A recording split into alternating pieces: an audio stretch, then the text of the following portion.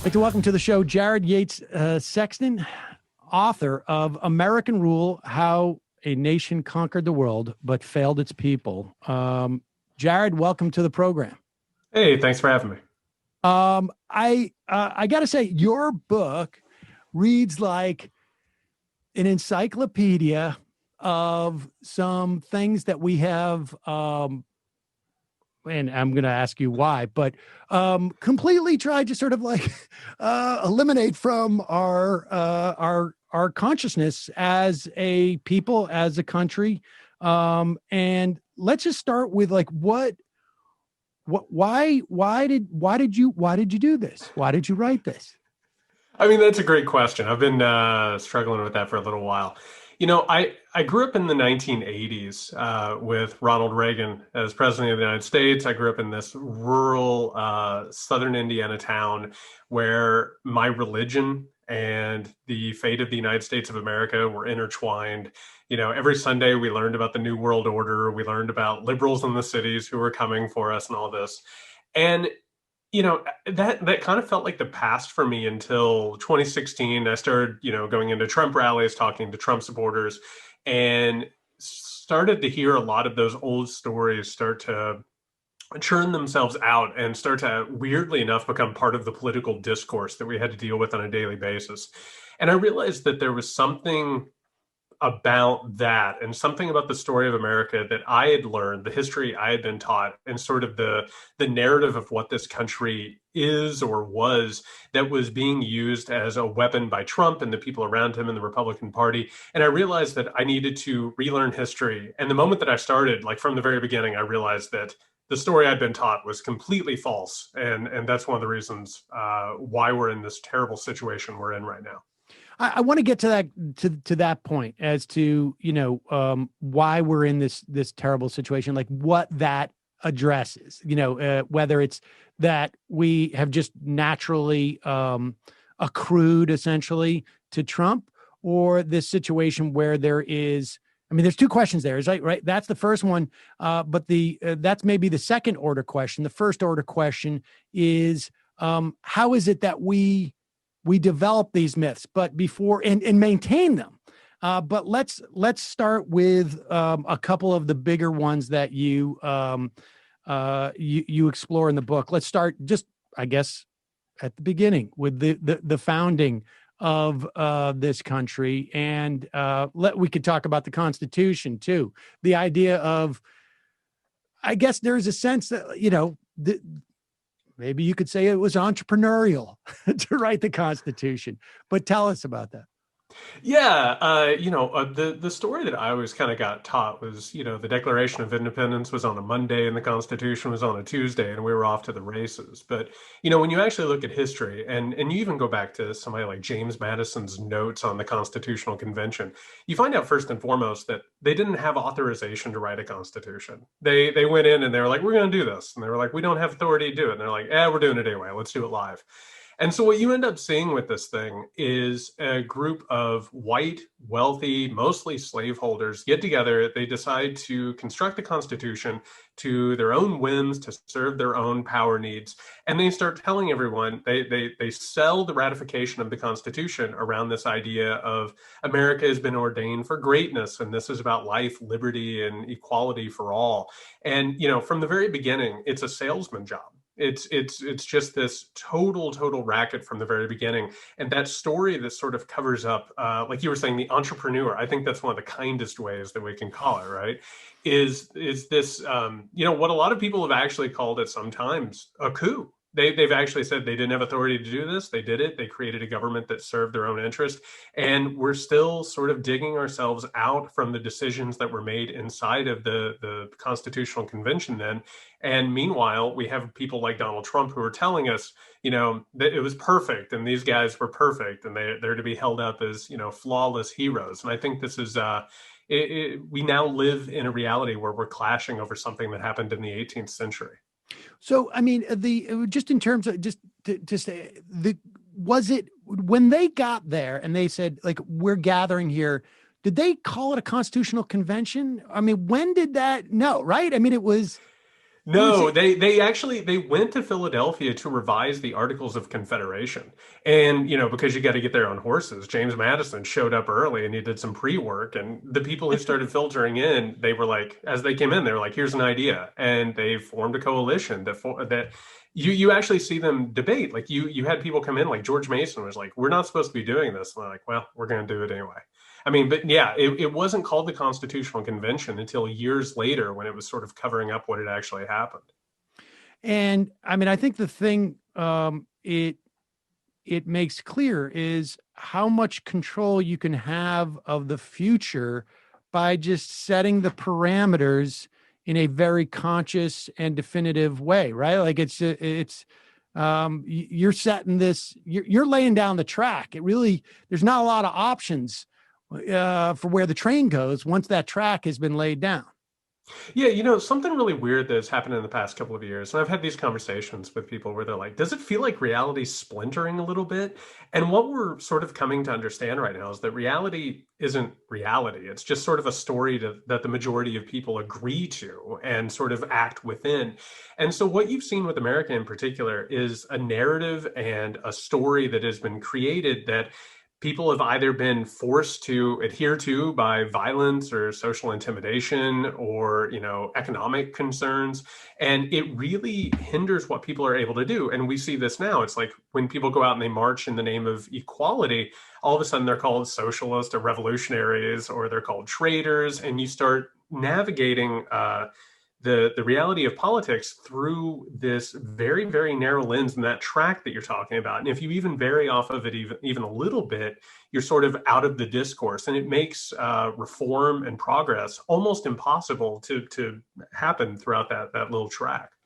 Let's talk about, and I want to get to the sort of that meta question of how that track was reinforced, I guess, and repaired through the years. But one, there's a couple of things that just stood out for me, like the mound builder. I had never heard of that. Tell us about that myth. I mean, because just to be clear, you're talking about basically these social constructs that at different points in our history that become lore and affect our behavior and our perception of reality. So just tell us about the mound builder. Yeah, we like to look at this modern moment and we're like, where are all these conspiracy theories coming from and what are they about? And has everybody lost their mind?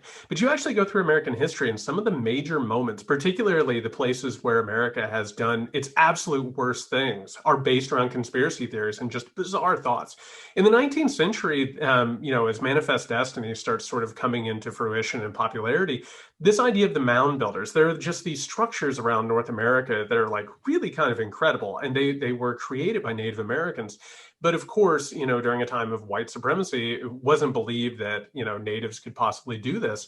So it becomes a very popular thing in America to believe that there was a prior Caucasian race on the continent before the Native Americans, and that obviously Native Americans slaughtered those people. So whatever we do to them, whether it's genocide or, moving them, wherever we want for our own political and economic purposes, that's justified.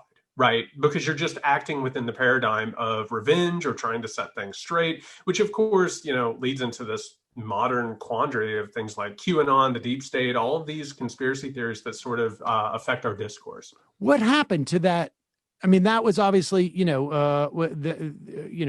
was that was, like you say, a mechanism to justify our behavior at a time where we were slaughtering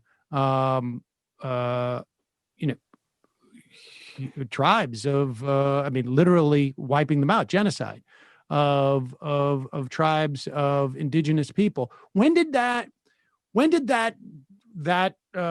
I guess that conspiracy theory, or that story essentially that we were telling ourselves at that time to justify our actions, when did that go away? Did it just become unimportant for us to use? Like what happened to it? Yeah, they sort of serve their purpose to start a movement or to start an action. And then eventually what ends up happening is that a larger movement sort of takes its place. Like a lot of these movements always have like a knife in the back conspiracy theory, of course, some kind of betrayal, I don't know, a stolen election, Right. that sort of starts up these movements. And then eventually the movement gathers up a momentum all of its own and sort of leaves behind the contrived conspiracy theories. So eventually you have settlers moving west, you have manifest destiny, you start having like all of the, you have wars with Mexico, and all of a sudden that old idea just sort of gets sort of dissolved and moves away and disappears and makes way for the movement itself. Oh, I feel like I mean I can't access them right now, but I feel like we have a whole host of those things just reaching back through the Tea Party, and certain things are ejected and they're replaced by things that are maybe more palatable to a wider group of people. But the core of, it's almost like the emotion remains. The details get a little bit hazy. I mean, I was reminded, I mean, through that in particular reminded me, and I've referenced this book many times. We did this back in 2018, was a book about mesmerism in this country and the sort of somewhat unique to our national psyche, this desire to embrace snake oil salesmen and their wares, even with an awareness that it's not true in some level. And that sort of sounds like one of those things. I mean, I imagine there was a lot of people really believed it, and there was a lot of people, it's really convenient for me to believe that, as opposed to reckoning with what we're doing at the moment to human beings. And I feel like that's connected a little bit, sorry, just quickly, to the history of religion in this country and the adherence to it. I don't know how that plays into your book, Jared. Oh, it absolutely does. I mean, they go hand in hand. And what you actually see throughout American history, not that it's relevant now, is that you see these political movements, these conspiracy theories, plus also religious movements sort of get used by economic interest to pursue whatever their goals are, right? And you actually look at American through that lens, and you find it goes from the beginning of America to the Civil War, where the South was basically, swimming in conspiracy theories and economic interest and, that sort of distrust. You see it in the 20th century, particularly with the first Red Scare, the second Red Scare. You see it in the 60s and the 70s. Of course, Reaganism, the revival of American exceptionalism in that era. And what we have now, it's the constant cycle. And it's the same conspiracy theories, the same just bizarre reactionary narratives that keep playing themselves out. And then, of course, you have a snake oil salesman or, I don't know, a reality TV star who shows up, makes use of it, and just sort of throws gas on the flames, and then it goes from there. And the movement itself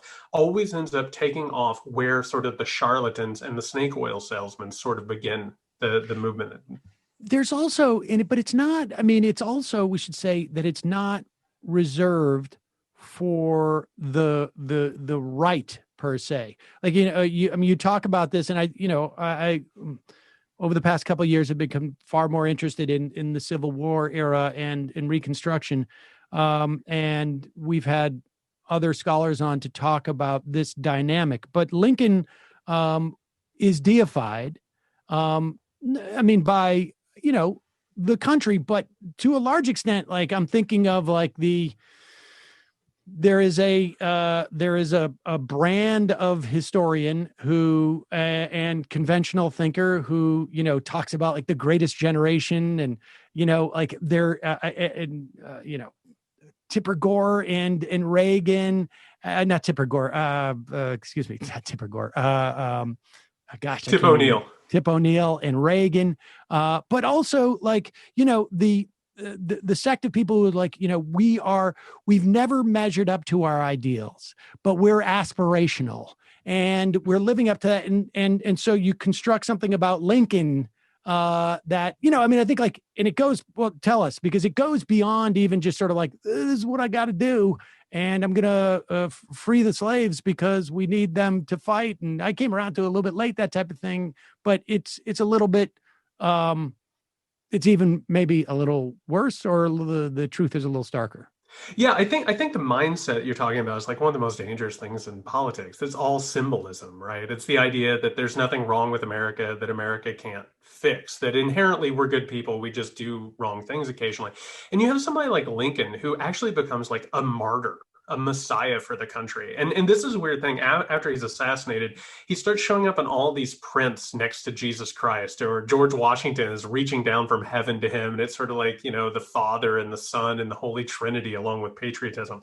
But what actually gets lost in this whole thing is that Lincoln, early in his career, constantly talks about white supremacy, and then eventually tries to convince freed slaves to leave America. He tries to create these programs where they'll leave America so he can create a white ethno-state so that they can, go to some colony or some other country of their own.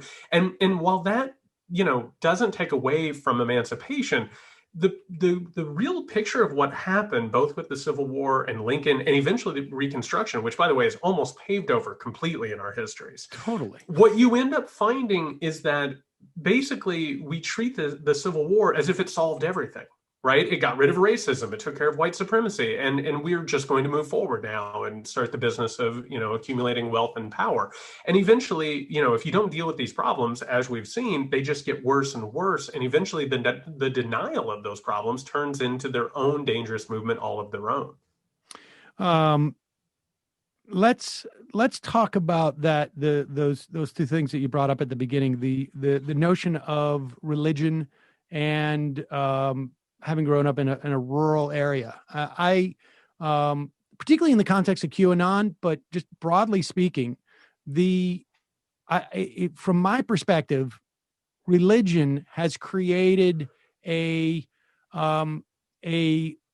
mental framework for a lot of what maintains these mythical constructs, and also just simply the way that and also like the conspiracies. I mean, QAnon, you change out some of the sort of like the nouns that they're talking about and the players, and it sounds like a, sort of a biblical story on some level. Some guy you can't see who sends us messages, tells us what's going to happen and it's going to work out. And there's a plan, always trust in the plan. I mean, this is all like religious construct. Oh, it's all about faith, which I think is one thing everybody gets wrong about Trump and the current Trumpist movement is, it's like he talks about building a wall. He was never going to build a wall. The wall was always an article of faith. It was always something that was not going to get built, but it existed in their hearts, Sam. The real wall was in their hearts. And what you actually find is that, and I have a lot of relatives. I have a lot of people I grew up with. That's a lovely sentiment. Let's all isn't it though? All in our hearts. I know it's a real faith, and so I have a lot of people I grew up with, a lot of family members who totally believe in this stuff, and they've been radicalized towards white supremacy. They've been radicalized into QAnon, all of this stuff, and it's the exact same idea, which is, yeah, you do not have power. You can't actually change anything through politics, but do not worry. Somebody somewhere is taking care of you. There's a plan. It's been written in a book. All you have to do is have faith. And it is absolutely a religious style of politics. And it's run through and through with all of the articles and tenets of the faith that these people have grown up with. And I think that's what a lot of people don't understand.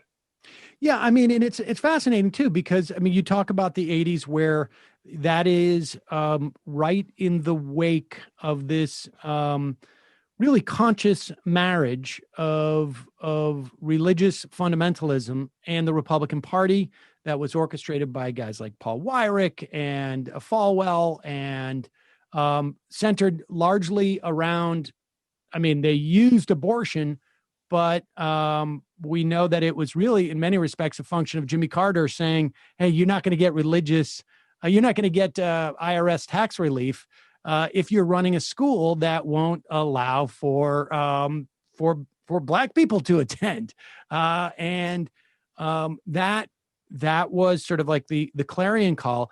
And so, like, how did they make that move from that perspective of like somebody else to take care of it? It'll be God's will. I mean, because we're seeing this like with COVID, right? Like a lot of the major outbreaks that we have in New York State are a function of fundamentalist religious groups, Hasidim.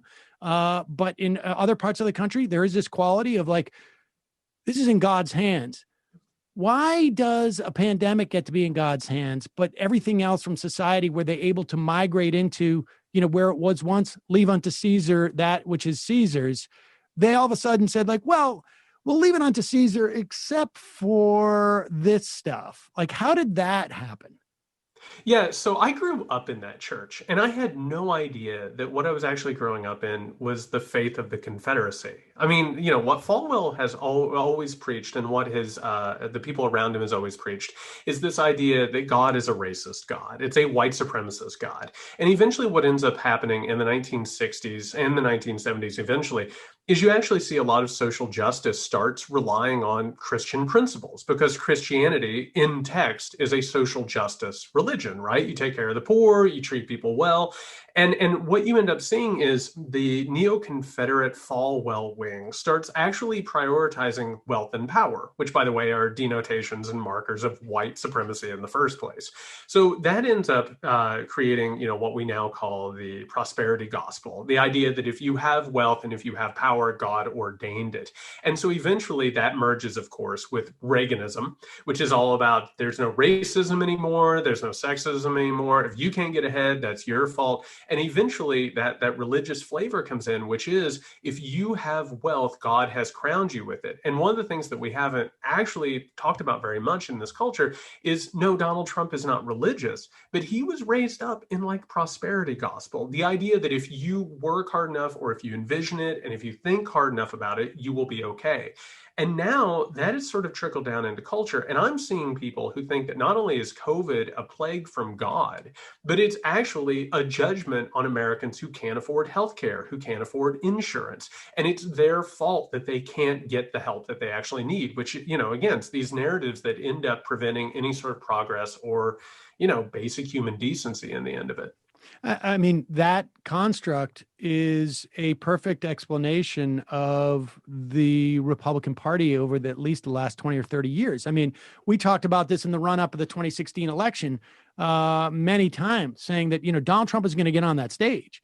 And because the entire Republican mantra has been your wealth is a function of your moral righteousness, he's going to get on stage and he's going to just look around to everybody on there. It's like, I don't care what you say. I'm a billionaire. And that means that what I say, no pun intended, trumps what you say. And that's exactly what he did. I mean, we heard from the Republicans, we want a CEO president for years. That's how George Bush was ushered in. We had those stories from Paul Ryan where he talks about the kid doesn't want to bring wants to bring a brown bag from lunch. He doesn't want to get a free lunch, even if it means starving, because that's where his dignity lies. This was all, this stuff mutated and became one strain. On some level, it's always been floating around out there in America, hasn't it? But it's never been so co-opted by one party. Yeah, you know this as well. The Republican Party has been playing a dangerous game for decades now. They've been appealing to white supremacists. They've been appealing to cultural anger and cultural rage, while meanwhile pushing for, the empowerment and the enrichment of wealthy, powerful elites. And eventually, and I'm glad that you brought up the Tea Party and how it was eventually sort of absorbed and redirected.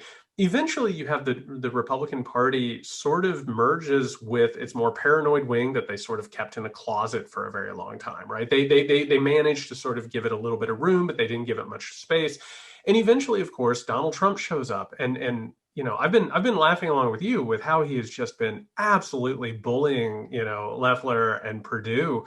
And, they come on and, you have Perdue coming out in like a jean jacket. You have Loeffler holding a semi-automatic weapon. They don't mean it. They don't actually believe any of this.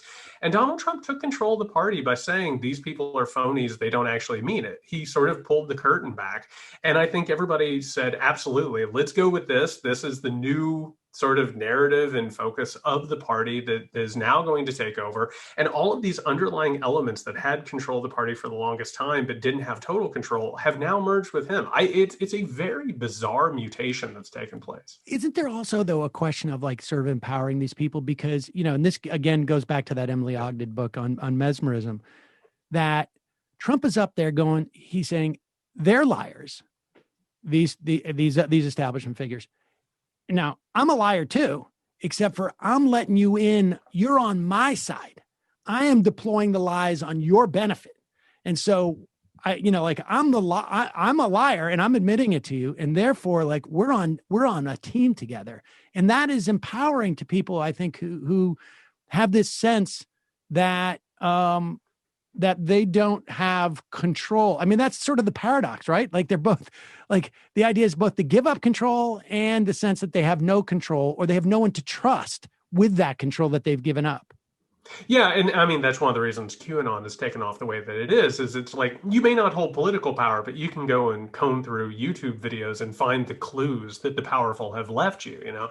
I think you're exactly right. I think Trump pulled back the curtain in a very pundit way, you know, and that's what punditry is. Punditry is all about this idea that politics isn't real. It's a big giant lie that we tell people to manipulate people. The real game is whether or not those lies will work.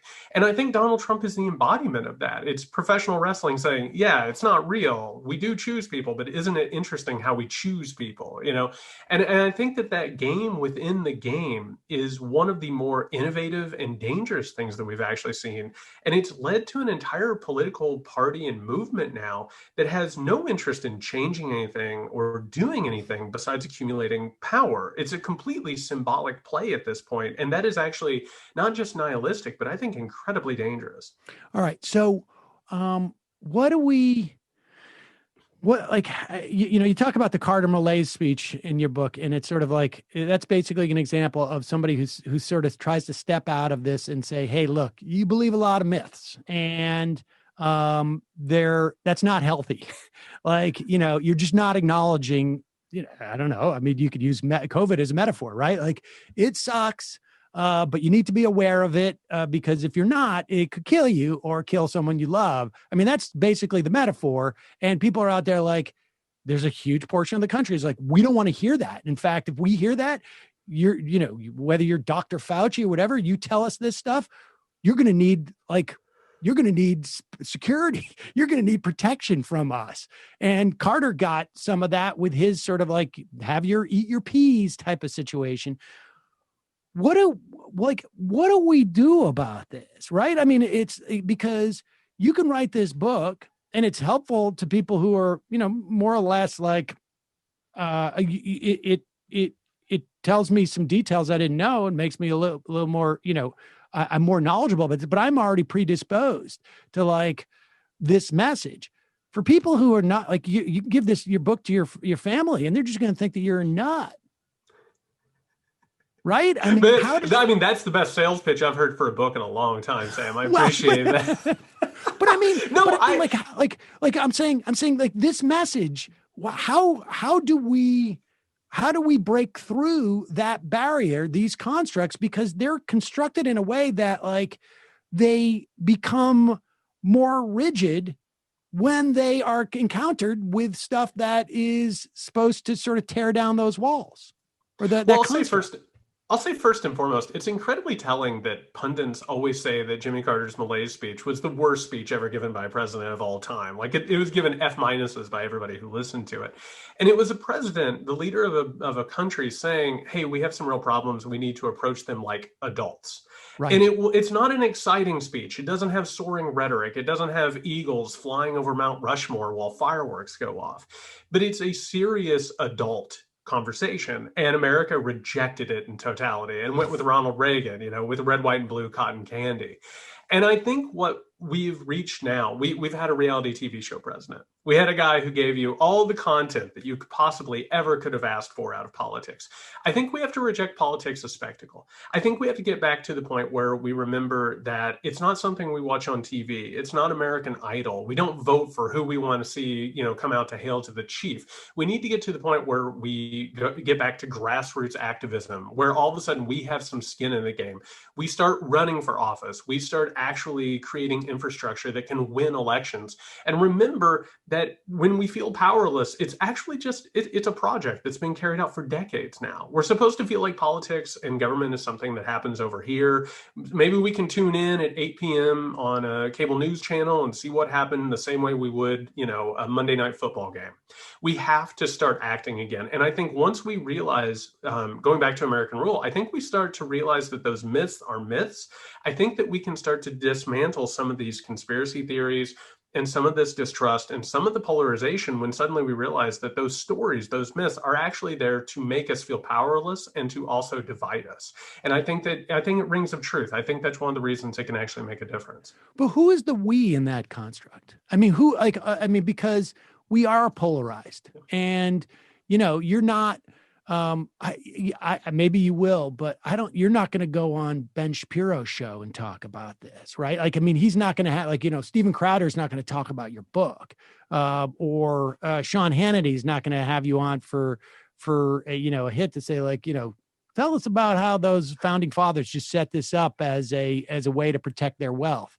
I mean, who is the we in that instance, and how does that we? Because it's not really. When you say we, you're not talking, are you talking like the entire, country in that we? Or are you talking about people who are sort of sympathetic to this perspective and movable on the margins?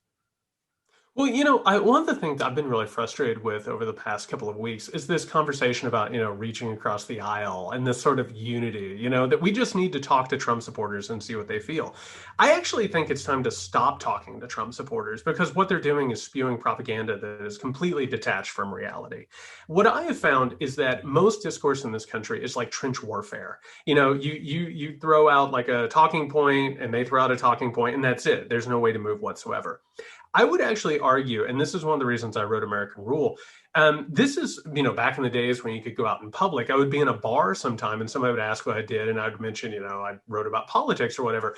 And one of the things I had to do to start discourse was to be like, no, this isn't trench warfare. This isn't, left or right, blue and red. That whole thing is just sort of a game. That's just sort of something you watch on TV.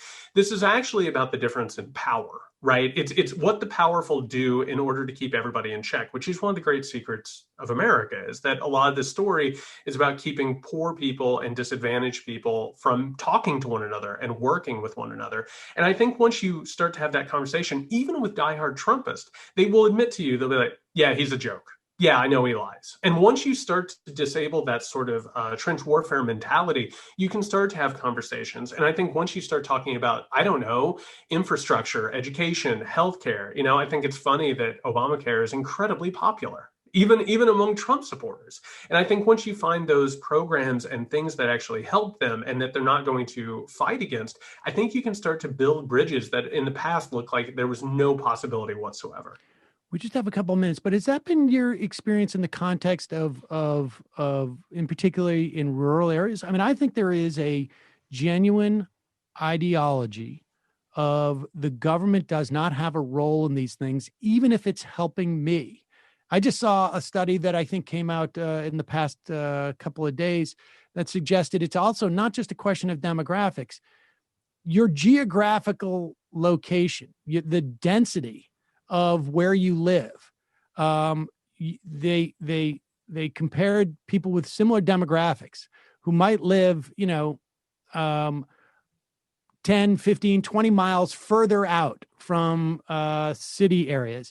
Their politics move to the right just based upon the density and the, how close they live to other people. And there's an ideology out there that I don't care if I'll take Medicaid if it's available to me, but I don't think it should be available. And so I'm voting against it. Well, I think it's really telling that most of the people that we're talking about here in the past were FDR Democrats. These were people that had commemorative plates of FDR or JFK hanging over, their doorways. I think one of the things that's happened here is we've gotten to a point where a lot of these people are really angry and they wanted somebody to vocalize that anger. And, and that doesn't mean that there's not racism and fascism and authoritarianism at the heart of it. But what I've noticed is there's a distinct difference between when I talk to people and they think that I'm a deep state operative because, I've published things in like the New York Times, or when I have a conversation and I'm just a Hoosier sitting there talking to them and having a conversation person to person. And I think that sort of, again, I think it dismantles that trench warfare situation when you start talking person to person and what is possible versus how are we going to prosecute our enemies. And I think that that's sort of where these people have gone. Yeah, the interesting thing too is I think that in the past, when you talk about those FDR Democrats, there were unions served to that very function, to be able to sit down and say, like, here's the deal. The people who are really causing our problems are up there, as opposed to, right where we are. And that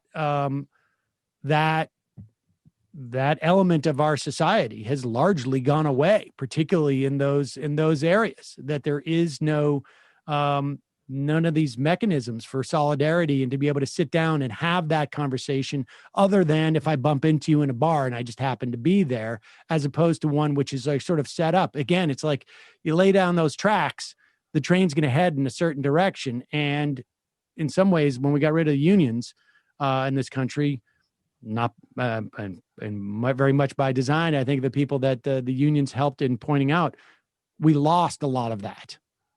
Yeah, and I try and explain to people too that, there's a large swath of this country, my family included, who don't believe in climate change.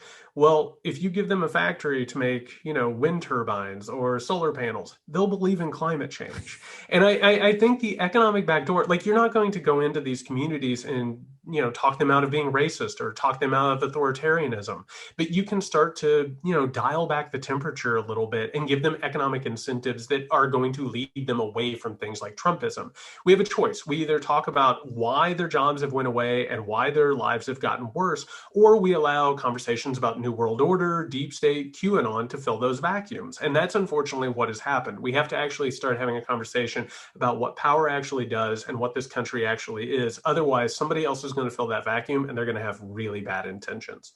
Jared Yates Sexton, the book is American Rule: How a Nation Conquered the World but Failed Its People. Thanks so much for your time today. We'll put a link at majority.fm. Appreciate it. Thanks, man.